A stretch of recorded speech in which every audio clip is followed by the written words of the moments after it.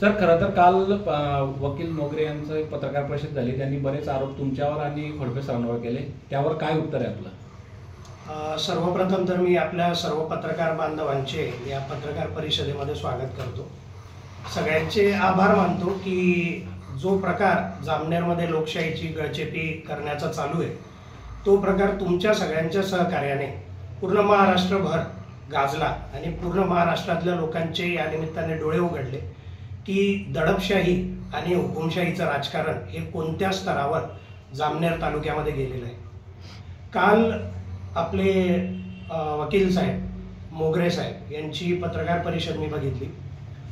या पत्रकार परिषदेमध्ये त्यांनी खूप तथ्यहीन आणि निराधार आरोप आमच्यावर केलेले आहेत आणि त्याच अनुषंगाने आज आपण भेटत आहोत। त्यांनी आरोप करताना आमच्यावर गुन्हा सुद्धा दाखल करू असं म्हटलेलं आहे।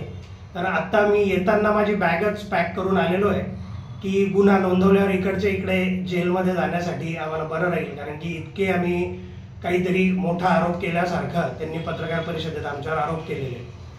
त्यांनी सगळ्यात महत्त्वाचा जो एक आरोप केलेला आहे त्याच्यामध्ये त्यांचं असं म्हणणं होतं की माझ्यासोबत भाजपाचे कोणतेच कार्यकर्ते नव्हते। तर मी त्याच आरोपाचा आधार घेऊन आजच्या पत्रकार परिषदेला सुरुवात करेन। वकील साहेबांना माझा एकच प्रश्न आहे हे सगळं दाखवण्याच्या आधी की वकील साहेब, हा सगळा प्रकार 21 नोव्हेंबर 2025 रोजी आपला घडलेला आहे।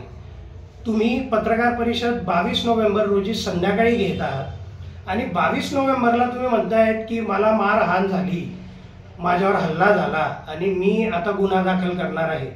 वकील साहेब, तुम्ही संविधानाचे रक्षण करते आहात, तुम्ही संविधानावरच काम करणारे आपल्या कोर्टामध्ये काम करतात। असं सगळं असताना तुम्हाला 24 तासाने ही कोणती उपरती आली की आमच्यावर गुन्हा दाखल करण्याचा तुम्हाला म्हणजे बुद्धी तुम्हाला 24 तासानंतर कसं काय सुचली? सगळ्यात महत्त्वाचा प्रश्न तर हा आहे। तुम्ही वकील आहात, तुम्ही खूप चांगल्या पद्धतीने मुद्दे मांडू शकतात, कदाचित आम्ही तितक्या प्रभावीपणे मुद्दे मांडू शकणार नाही, पण आम्ही नक्कीच प्रयत्न करू तुमचे आरोप खोडून काढण्याचा। तुमच्या पत्रकार परिषदेमध्ये वकील साहेब तुमच्या बाजूला जे तुमचे बसलेले सख्खे भाऊ आहेत त्यांचं नाव संजय मोगरे आहे। हे संजय मोगरे भारतीय जनता पार्टीचे कार्यकर्ते आहेत। भारतीय जनता पार्टीचा कार्यकर्ता नाही असं म्हणण्याचा तुमचा आरोप तिथेच खोडला जातो। तुमच्या भावाने संजय मोगरे यांनी सवतखेडा ग्रामपंचायतीची निवडणूक तुमच्या विरोधात असलेल्या पॅनलमध्ये लढवली। तुमचं आणि तुमच्या भावाचं एकमेकांच्या विरोधात पॅनल उभं होतं, ही वस्तुस्थिती नाही का? ही वस्तुस्थिती नाही का? तुमचं आणि तुमच्या भावांचं राजकीय सख्य किती आहे हे संपूर्ण तालुक्याला माहिती आहे। तुम्ही आणि तुमचे भाऊ हे जेव्हा एकमेकांच्या विरोधात निवडणूक लढवतात तेव्हाच हे सगळं स्पष्ट होतं। तर सगळ्यात पहिला आरोप तुमचा तिथेच खोडला जातो की तुमचे भाऊ स्वतः भारतीय जनता पार्टीचे कार्यकर्ते आहेत। मला या निमित्ताने महाराष्ट्रातल्या जनतेला सांगायचं आहे, तुमच्यापर्यंत सगळे व्हिडिओ पोहोचलेले आहेत। त्यांचं म्हणणं आहे वकील साहेबांचं की आम्ही एडिटेड व्हिडिओ पाठवलेले आहेत। ते व्हिडिओ आमचे नाही आहेत वकील साहेब, ते व्हिडिओ पत्रकारांनी घेतलेले व्हिडिओ आहेत आणि जर तुम्हाला पूर्ण व्हिडिओ हवे असतील तर आम्ही कधीही ते व्हिडिओ तुम्हाला देण्यास तयार आहोत। आमच्याकडे सगळे व्हिडिओ आमच्या फोनमध्ये आहेत, तुम्ही कधीही आम्हाला कॉल करा, आम्ही तुम्हाला सगळे व्हिडिओ देऊ। आता सगळ्यात पहिल्या आरोपासाठी तुम्हाला मी सांगतोय, ज्यांनी तुमची कॉलर पकडून तुम्हाला आतमध्ये ढकललं ना वकील साहेब, ते हे आहेत। यांचं नाव आहे रिजवान भाऊ। हे रिजवान भाऊ तुम्हाला ढकलतायत कॉलर पकडून आणि तुम्हाला सरळ ते सीओ साहेबांच्या कॅबिनमध्ये घेऊन जात आहेत। काय संबंध आला यांचा तुम्हाला सीओ साहेबांच्या कॅबिनमध्ये घेऊन जाण्याचा? तुम्ही कॅबिनमध्ये बसल्यावर तुम्हाला फोन देण्यासाठी हे आमचे बंधू, यांचं नाव तुषार चौधरी, यांना कॅप्सूल चौधरी म्हणून सुद्धा ओळखलं जातं, हे भारतीय जनता पार्टीचे सोशल मीडियाचे जिल्हा संयोजक आहेत। हे तुम्हाला माहित नाही का की आम्ही दूध खुळे आहोत? वकील साहेब, जे तुम्ही गॅलरीतून येत आहात तेव्हा तुम्हाला जे मध्ये ढकलण्याचा प्रयत्न करतायत ते हे आमचे दुसरे बंधू अमित देशमुख, हे पहूर आणि वाकोद गटाचे भारतीय जनता पार्टीचे माजी जिल्हा परिषद सदस्य। आणि ज्या उमेदवाराच्या बाबतीत तुम्ही आमच्यावर आरोप करतायत ना वकील साहेब, की खोडपे सरांनी आणि त्यांच्या मुलाने त्या उमेदवाराच्या खांद्यावर हात ठेवून माघार घेण्यासाठी घेऊन गेले.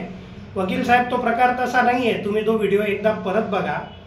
आम्ही कार्यालयाच्या बाहेरून आमच्या उमेदवारावर इतका प्रचंड दबाव होता की त्या उमेदवाराला अक्षरशः रडू कोसळलं होतं. तर आम्ही कार्यालयाच्या बाहेरच्या बाजूने, मागच्या बाजूने त्यांच्या खांद्यावर हात ठेवून त्यांचं सांत्वन करत घेऊन येतोय की बाबा ठीक आहे, काही हरकत नाही, तुमची माघार झाली, पण आम्हाला माहिती की तुमच्यावर काय परिस्थिती आहे. तुमच्या कौटुंबिक वादामध्ये आम्हाला वाढ करायची नाहीये, म्हणून आम्हीच त्यांना स्वतः सांगितलं काही हरकत नाही, तुम्ही माघार घ्या.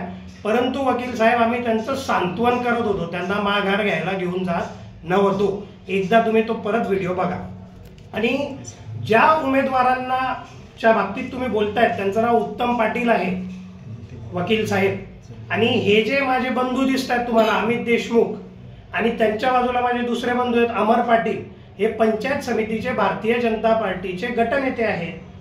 हे दोघं व्यक्ती भारतीय जनता पार्टीचे आमचे उमेदवार उत्तम पाटील यांच्यासोबत एका कारमध्ये बसून त्यांना एखादी गुंड प्रवृत्तीचा व्यक्ती पकडून आणल्यासारखा त्यांना गाडीत बसवून घेऊन येतात. ते त्यांना घेऊन CEO साहेबांच्या कॅबिनमध्ये जातात आणि त्यांची माघार नोंदवतात. याला वकील साहेब तुम्ही काय म्हणाल? वंचित बहुजन आघाडी, ज्या आघाडीची मुळात स्थापनाच संविधानाच्या रक्षणासाठी, गरीब, वंचित, शोषित, पीडित यांच्या रक्षणासाठी झाली आहे, त्या शोषितांच्याच विरोधात तुम्ही आता जातायत वकील साहेब. हे जे शोषित लोक आहेत यांना तुम्ही शोषित म्हणतायत का? की तुम्ही पण शोषित झाला आहात, शोषितांच्या बाजूने राहिला नाहीये? माहितीच्या अधिकारात तुम्ही व्हिडिओची मागणी करा. हे दोघं माझे बंधू आमच्या उमेदवारासोबत आहेत आणि जो व्हिडिओ महाराष्ट्रभर फिरतोय त्याच्यात सुद्धा अमित देशमुख तुम्हाला तिथे दिसते. हे आहेत विजय शिरसाट, हे सुद्धा आमचे बंधू आहेत, आमचे मित्र आहेत. विजय शिरसाट हे आपल्या मंत्री महोदयांसोबतचा तुम्हाला फोटो दिसत आहे.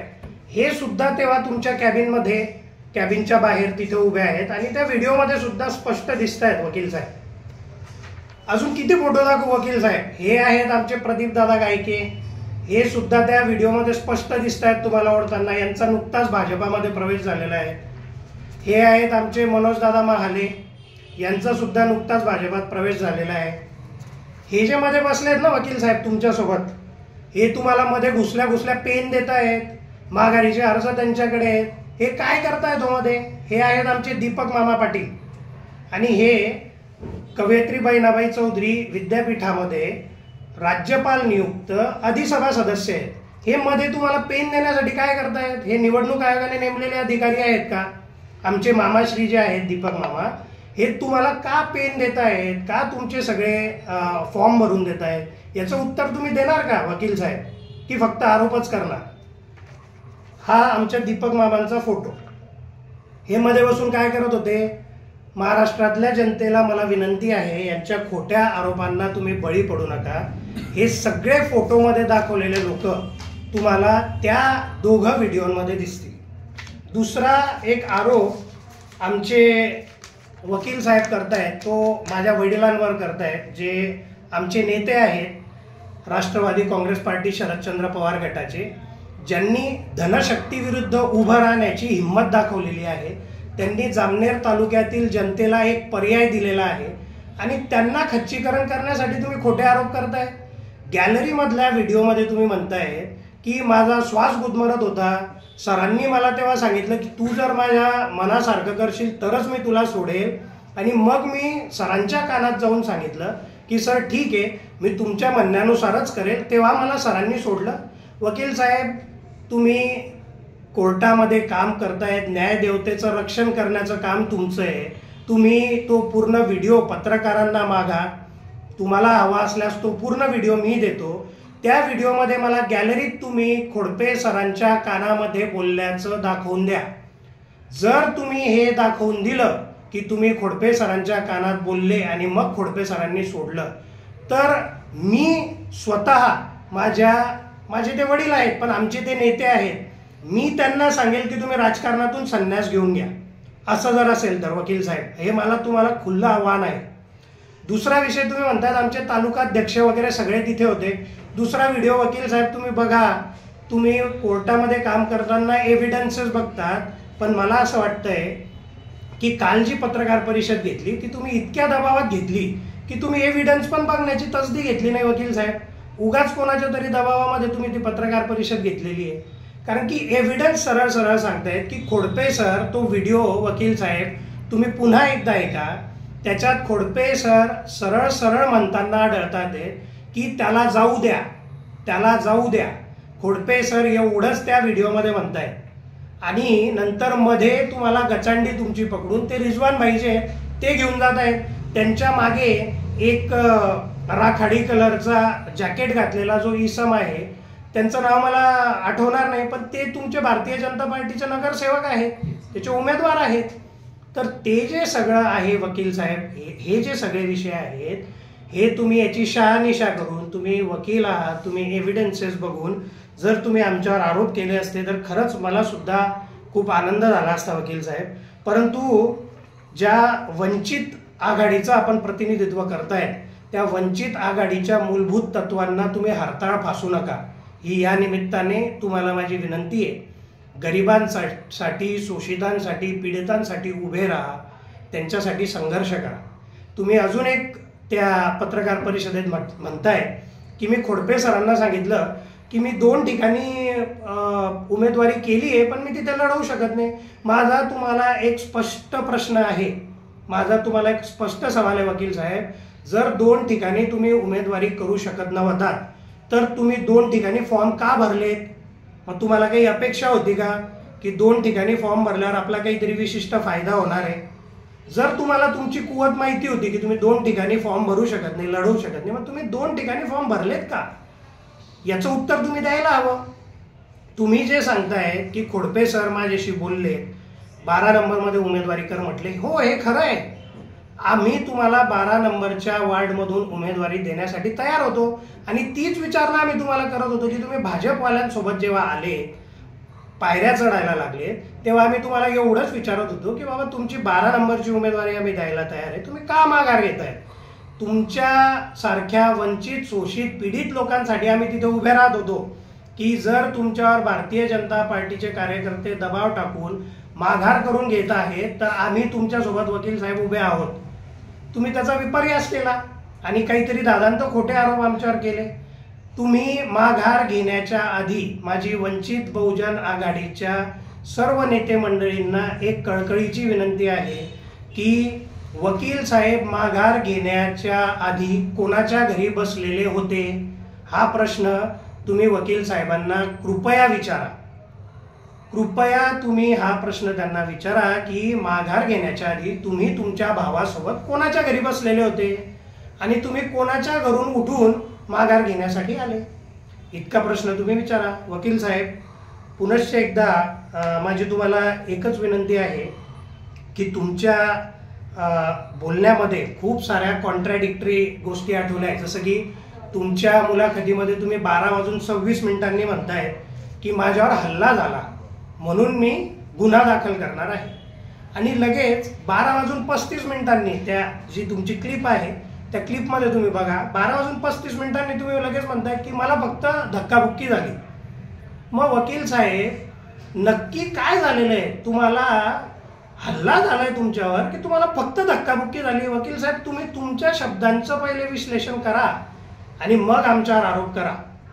वकील साहेब, तुमच्यासारखे मुद्दे मांडणी कदाचित आम्हाला जमणार नाही, पण आम्ही सत्य बोलतो आहोत हे पूर्ण महाराष्ट्राच्या जनतेला माहिती आहे. तुम्ही आमच्या वरिष्ठ नेत्यांवर सुद्धा आरोप केले की तुम्ही खोट्या माहितीच्या आधारे उगाच काहीतरी आमचा व्हिडिओ ट्विट केला, तो मागे घ्यावा. तो व्हिडिओ मागे घेतला जाणार नाही, कारण की त्याला हे एवढे इथे पुरावे मी आता या पत्रकार परिषदेमध्ये दिलेले आहे. तुम्ही आमच्यावर गुन्हा नक्कीच दाखल करा. वकील साहेब, लोकशाहीची गळचेपी जिथे जिथे होत राहील आणि लोकशाहीचा जिथे जिथे खून होत राहील तिथे तिथे आम्ही 1 नाही 1000 गुन्हे आमच्या अंगावर घेऊ, हेच या निमित्ताने तुम्हाला आणि संपूर्ण महाराष्ट्राच्या जनतेला माझं सांगणं आहे, माझं म्हणणं आहे. धन्यवाद.